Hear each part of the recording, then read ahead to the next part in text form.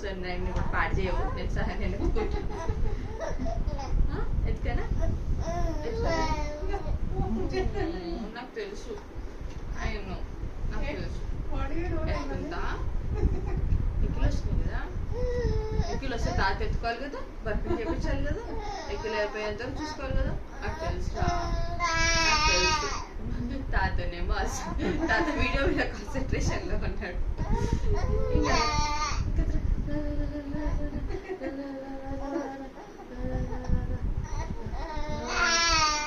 రా రా రా